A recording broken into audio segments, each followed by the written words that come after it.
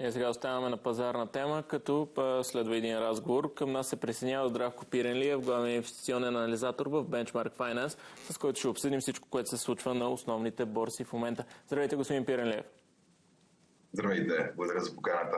Благодаря, че се включвате към нас. Всъщност в последните дни и седмици наблюдаваме изключително много движения. Трудно е да си изберем откъде да започнем, но може би да видим отчетите, които излезнаха последно вчера вечерта, разбира се, след затварянето на сесията. Visa и Seagate бяха двете интересни компании, които инвеститорите проследиха, тъй като Seagate е една от тези компании, произвеждащи хард дискове, SSD-та, всичко, което имаше вертикално движение в последните няколко месеца, може би и вече година. Какво наблюдаваме при тези отчети? Имаше ли изненади, имаше ли разочаровани инвеститори? Не мисля. Всичко беше по-щение в рамките на нормата. Това, което на мен беше малко по-интересно като компания, беше като че ли Visa, защото в крайна сметка огромен процент на нейните приходи зависят от глобалното потребление и това по една или друга форма е някаква индикация за това, което става под повърхността, но да, показаха наистина добър отчет. Мисля, че с около 14% на годишна база растат приходите на компанията. Същото нещо стана и с Seagate. И двете компании изкараха и по-добри ревенюта, и по-добри EPS от това, което пазара очакваше. Има някакво раздвижване на акциите, сега гледам при маркета, но всичко е в рамките на нормата, така че поне по това отношение някакви колосални изненади не мисля, че имаше. Пазара като че ли малко повече го интересува днешното решение на Федералния резерв за лихвите. Да, сигурно ще се поговорим и за него, но да видим първо какво видяхме и при SK Hynix, една компания, която така създаде огромен фурор, премина капитализацията от 1 трилион долара преди няколко месеца. Сега виждаме и сривове при нея, разбира се, което пък повлича и целия южнокорейски пазар. Какво наблюдаваме сред тази компания и нейните партньори, да ги наречем? Вижте, реалността е така, че това, което става в момента, и то не само при нея, и при други хиперскейлери, които бяха в щатите, са напълно естествени неща, които следват след такива експлозивни поскъпвания, каквито виждаме вече последната една година. В корейския пазар се използва супер много леверидж и този леверидж в крайна сметка доведе до този резултат, който виждаме и при акциите на SK Hynix и при Samsung.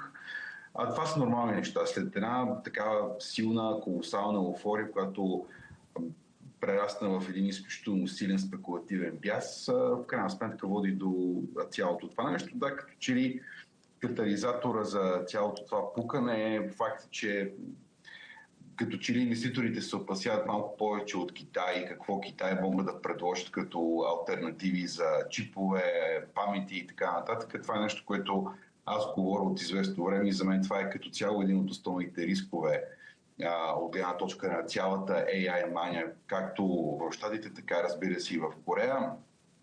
Това е така реалистичен риск, това е това, което искам да кажа, но реалността е, че това е изключително опасен пазар. Това, което в момента виждаме като движение, респективно такива дълбоки корекции, това е много опасен пазар, който завърта адски много хора, които не знаят какво правят. Бъфет, мисля, че преди няколко седмици направи едно предупреждение, че вижда някаква такава хазартна игра на финансовите пазари. Нещо, което в момента е доста интересно и е добре хората да го имат предвид. Нещо, което аз също коментирам последните няколко месеца, че човек е много важно да бъде диверсифициран, а именно NASDAQ като технологичен индекс всъщност изпреварва от началото на годината 6 от 7-те компании във великолепната седморка. Мисля, че само Apple така прави едно добро покачване на акциите от началото на годината, така че тези неща са нормални. Тези неща се случват, когато имаме експлозивно покачване при дали ще бъдат акции, дали ще бъдат ценни метали, които са направили някакви стотици проценти миналата година. И другото нещо, което е много важно, AI е индустрия, която тепърва ще се консолидира, т.е. ние в момента нямаме абсолютно никаква представа дали SK Hynix или Samsung или някоя, да речем, друга американска компания въобще ще бъде на пазара следващите 5 години, тъй като технологията напредва и се адаптира изключително бързо и пак казвам, не се знае китайците какво могат да изкарат като крайен продукт, така че да, такива силно концентрирани залози в конкретни технологични компании просто могат да изиграят много лоша шега на инвеститорите. Когато си говорим за технологичния сектор, няма как да споменем и какво ще се случи тази седмица. Очакваме 4 отчета на компания от великолепната седморка, именно Microsoft, Meta, Apple и Amazon. Може би първо да поговорим малко за Apple, която вчера се превърна в компанията с най-голяма пазарна капитализация, измествайки Nvidia. И вие споменахте наистина добри движения от началото на годината. На какво се дължи всичко това? Защо Apple е единствената доста добре представяща се, за разлика от предни години, когато цялата седморка се представяше страшно силно? Защото Apple винаги са били стратези. И Тим Кук, въпреки че той така лека по лека скоро ще предаде щафетата на хората, които след него, е страхотен стратег, който изключително умело прекара цялата компания последните 2-3 години през тази брутална еуфория, за която до ден днешен не знаем как точно ще се монетизира. По-скоро ще започна от другата страна на монетата. Защо останалите компании в великолепната седморка не се представят добре? Заради капиталовите разходи и заради факта, че на инвеститорите не е много ясно как всички тия трилиони, които се наливат от гледна точка на инфраструктура, дата центрови и така нататък, в крайна сметка ще се монетизират под формата на печалби. Apple правиш точно обратното. Каквото и продължава да го прави до ден днешен. Каквото може, аутсорсва, не инвестира в собствена инфраструктура, което по никакъв начин не рефлектира негативно на паричния поток. И това е нещо, което харесва супер много инвеститорите. Apple е компания, която има утвърдени продукти, говоря за цялата серия iPhone, iPad и така нататък, където пазарният дял вече доста години продължава да се задържа и респективно да расте. Така че да, просто някакси не се поддадоха на еуфорията. Имаше така един период, последната една година, в който много хора си мислиха, че това е стратегическа грешка, а всъщност се оказа, че това е било стратегическо правилното позициониране.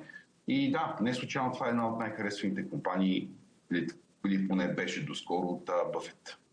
А какво да очакваме от тези отчети, които споменах тази седмица, именно Microsoft, Meta, Apple, Amazon? Може ли да видим някакви изненади там, тъй като пък от другата страна на монетата Microsoft е компанията, която е с най-голям спад в цените на ценните книжа от началото на годината от тази група. Възможно ли е тя пък да впечатли инвеститорите? Да, значи при Microsoft мога да кажа две неща. Ще следят доста изкъсо два компонента. Първия е приходите от Azure. Нали, това е един от основните компоненти на техния бизнес. Другото нещо, което според мен ще бъде също доста по-важно, какво става с техния модел изкуствен интелект, Copilot. Т.е. използва ли се от гледна точка на това да генерира някакви приходи за компанията. Това са двете неща, които даже мисля, че Copilot в тази ситуация ще бъде една идея малко по-важна от гледна точка на приходи спрямо това перо. Метата е така много особена компания в последно време, защото даже мисля, че това стана относително скоро. Отново обявиха, че очакват разходи от порядъка на 140-150 милиарда долара само за тази година, основно заради изкуствения интелект. Сега от гледна точка на приходи, печалби на EPS не очаквам да има някакви големи разминавания. По-скоро ако комуникацията с инвеститорите продължи, следвайки този наратив, продължаваме да харчим още повече. Това е нещо, което аз не изключвам да натисне акциите в низходяща посока. Amazon, там не мисля, че съм притеснен, не мисля, че има някакви неща, които извънредно трябва да бъдат следвани от инвеститорите. Разбира се, там също ще следим коментарите от гледна точка на продължаващите инвестиции в дата центровете. Но да, може би това, което за мен е най-важното, е Copilot на Microsoft, какво става там, какви са очакванията и дали евентуално Meta няма да обяви последващи увеличения на разходите. Това е нещо, което поне по мое мнение би имало потенциал да натисне акциите още надолу. Да си поговорим за тази новина, която имаме от вчера за Nvidia, че компанията планира да даде гаранция от 250 милиарда долара за център за данни на OpenAI, като тук според мен отново се отваря този въпрос за кръговите инвестиции, как всички се въртят около Nvidia. Ще излезе ли това притеснение отново на пазарите? Ще излезе, но имайте предвид, че пазара това няма да го интересува, ако акциите върват нагоре и проектите са успешни. Ако проектите са неуспешни и акциите тръгне да върват надолу, тогава този риск, това на практика е риск кръговото финансиране, просто ще се мултиплицира в един момент и корекцията може да прерасне в нещо, което е много по-дълбоко. Всичко зависи от резултата. Сега това, което те обявиха, все още в процес на преговори, тази потенциална сделка за 250 милиона долара, не е сигурно дали ще се случи, но ако се случи, проекта заработи и започне да генерира някаква форма на приходи, това е нещо, което по-скоро... то е някаква форма на леверидж, това се опитвам да кажа. И ако работи, то ще бъде много добре. Ако не работи, обаче не генерира приходи, допълнително ще натисне акциите, така че всичко зависи от това доколко печелив ще би бил този проект. И да затворим темата с великолепната седморка. Има ли нещо, което така може да ги раздвижи тези компании, да впечатли инвеститорите в посока нагоре, тъй като, както и вие казахте, изглежда в момента така пазарните участници са по-скоро критични към тези компании, към инвестициите, разходите, които имат от другата страна. Знаем, това са вече компании с много голяма пазарна капитализация и трудно правят движения нагоре, поне толкова резки, колкото някои по-малки компании. Има ли някакъв такъв двигател, който може да се появи, за да ги изстреля отново? Разбира се. И ние пак, ако трябва да върнем нещата последната една година, първата вълна на AI еуфорията, тя най-добре облагодетелства компанията в великолепната седморка. После обаче останаха прекалено скъпи. Света разбра, че за този AI не трябват само GPU-та, които прави Nvidia, трябва да има и памет. И тогава всъщност дойде пък така еуфорията при компаниите, които занимават с производство на тези специфични памети, които трябва за изкуствения интелект. И сега, ако излезе нещо друго като технология, което се окаже на ниво хардуер, че е необходимо за обслужването на цялата тази технология, това ще бъде, то не е сектор, следващата индустрия, която отново ще бута индексите в възходяща посока. Но в този ред на мисли отново ще кажа това, което казах в началото, защото за мен от перспективата на инвеститори това е най-важното. Технологията се мени изключително бързо, постоянно излизат някакви неща, които са по-добри от предните. В крайна сметка компаниите търсят ефективност на база разходите, които делят за цялото това нещо, така че силна локализация към конкретни компании просто е едно от най-опасните неща, които в момента инвеститора може да направи. Пак казвам, NASDAQ бие 6 от 7-те компании в великолепната седморка от началото на годината и това е много показателно генерално за това какво става в индустрията. Китай, фактор, който в никакъв случай не трябва да се подценява. В следващата една година те могат да изкарат нещо, което да удари, да речем, американските фондови пазари, но пък да подкрепи местните фондови пазари, тъй като те последната една година в още нищо не правят. Така че, да, има доста рискове, но ако човек е диверсифициран, огромен процент от тия неща могат да бъдат избегнати.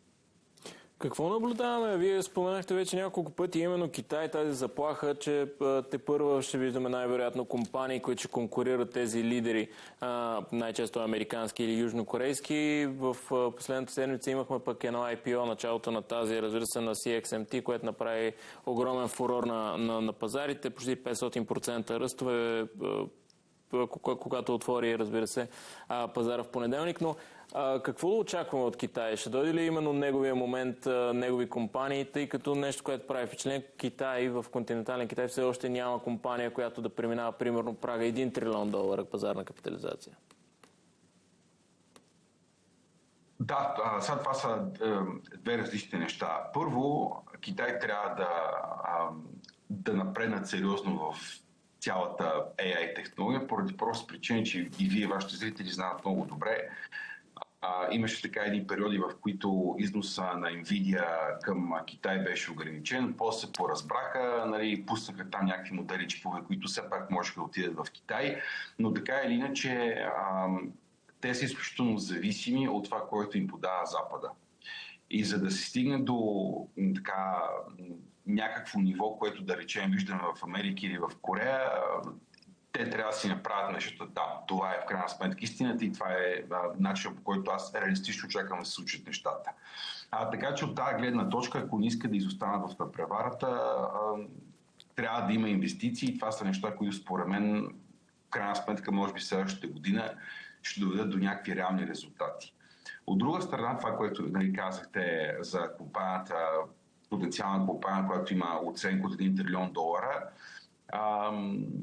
едно е да се зададат работеща технология, съвсем друго е да има добро представяне на фондовите пазари, защото сега и вие инвеститорите знаят, че в Китай има доста рискове от политическо естество, като цяло дори на корпоративно ниво прозрачността винаги е с някакви въпросителни, т.е. доколко данните, които виждаме са такива, каквито реално всъщност са. Така че имаше така инвеститори, които по-миналата година, мисля, че беше това, се подлъх, когато излезе DeepSeek. Нали, имахме такъв един моментен импулс при китайските компании, който импулс обаче после дойде търговската война, беше на практика на 100% унищожен. Така че идеята ми е това дали те ще изкарат технология, силна технология в сферата на AI, за мен въпросът не е ще се случи или по-скоро кога ще се случи. Това обаче не означава непременно и добро представяне на техните компании, защото въпреки, че те са ефтини в момента, те са ефтини с причина и така да, би отнело относително дълъг период от време, в който Китай би могъл да излезе от сянката на това, че все пак нали, не забравяйте тоталитарна държава, която няма прозрачност по доста отношения, които биха могли да касаят инвеститорите. В крайна сметка за едно добро представяне на фондовите пазари трябва точно това. Това е това, което стана в Корея. Нали, Корея е една от причините защо имахме толкова добро представяне на фондовите пазари. Там знаете, в крайна сметка имаме преди всичко добри компании, но имаме и някаква форма на демокрация, което е важно за глобалния инвеститорски капитал. Добре, да поговорим за, може би, най-голямата тема на пазарите следващите 1-2 дни. Нещо, което вие загатнахте в началото на разговори, именно заседанието на Федералния резерв, което е днес и утре. Какви са сценариите, които може да видим от към лихвена политика и разбира се как ще реагира пазара на потенциалните неща, които може да чуем от Кевин Уорш? Бих казал, че пазара е изнервен. И е изнервен, защото се път доста време. И тук, като казвам доста време, говоря няколко години назад във времето. За първи път ние не сме относително сигурни какво ще се случи на това изявление на Федералния резерв, какво точно ще направят с лихвените проценти. Сега преди интервюто гледах FedWatch Tool, който дава вероятно 70% да няма промяна в лихвените проценти и 30% евентуално така да има някакво покачване. Моето лично мнение е, че покачване на лихвите няма да има и това е така, защото последният CPI, който излезе, показа така по-добри данни от това, което чакаха пазарите. Освен в енергийния сектор имаше забавяне в инфлацията при няколко други ключови компоненти, които последните години пък бяха основните виновници за това, че говорихме за така наречената лепкава инфлация. Така че не мисля, че ще има покачване на лихвените проценти. Много зависи какво ще се случи, разбира се, с цената на петрола. Видяхме уикенда, нали, отново има някакви надежди за край на конфликта заради атаката на хутите. Петрол отвори с доста стабилен гап надолу. Сега днес сутринта гледах, че пак нещо са се бомбардирали, имаше покачване в цената, но монетарната политика или по-скоро очакванията за монетарната политика ще се диктуват основно от цената на петрола. Моето лично мнение е, че рано или късно, по-скоро рано този конфликт ще приключи, ще видим някаква стабилизация на цените под $80, разбира се, без това да бъде съвет инвестиционна препоръка. И да, покачване на лихвените проценти, предвид факта, че инфлацията е така диктувана от тези енергийни компоненти, генерално говоря до края на годината, ми се струва малко реалистично. Освен ако нали, не трябва да забравяте, че тук има много сериозна политическа игра. Уорш така има някакво желание да покаже, че е еманципиран от Тръмп и че е, нали, много независим. Не очаквам да... Тоест не бих се изненадал, ако няма някакви такива прояви на мускули с заигравки, за дигания или да речем дори някакви символични дигания с 25 базисни точки, но генерално погледнато така макрорамката, ако се стабилизира петрола, за мен не показва среда за покачване на лихвите. И на финала на нашия разговор може да кажем няколко думи за държавните ценни книжа, които в последните месеци бяха на много висока доходност. Сега виждаме, че тя пада. Станаха ли пак апетитни ДЦК-тата за инвеститорите? Те са си по принцип апетитни последните 2-3 години, тъй като последните 2-3 години за първи път от много време виждаме, че те носят реална доходност, т.е. доходност, която е инфлационно индексирана. Трудно ми е да кажа дали това беше дъното или респективно върха при доходностите, тъй като се случват доста неща в Америка последните години, откакто Тръмп дойде в Белия дом, които карат инвеститорите да искат просто по-висока премия за държането на тези облигации. Реално проблема в момента при доходностите не е толкова, че се покачват инфлационните очаквания, по-скоро се покачват така наречената търм премиум. Защо се получава това нещо? Защото се финансира реално още една война, това какво става в Близки изток. От друга страна, цялата нелепа сага от гледна точка на атаките, които Тръмп имаше към Федералния резерв, въобще факта, че се повдига и до ден днешен се повдигат и най-вероятно ще продължат да се повдигат такива въпроси за независимостта на Федералния резерв. Това са неща, които подкопават доверието в системата. И това подкопаване на доверието в системата кара инвеститорите да искат просто по-висока доходност. Така че, моето мнение е, че единственото нещо, което може би могло да стабилизира доходностите и да видим някакво по-сериозно спадане, това е да дойде рецесия или да дойде някакъв черен левет, който да бутне пазарите на акции по-сериозно от изходяща посока. Но да, аз поне не се нямам да правя такива прогнози. Много ви благодаря, господин Пиренлиев, за този коментар. И аз благодаря. Към нас се присъедини Здравко Пиренлиев, главен инвестиционен анализатор в Benchmark Finance, който обсъдихме всичко случващо се на пазарите и разбира се, дадахме така една прогноза за какво може да видим от Федералния резерв.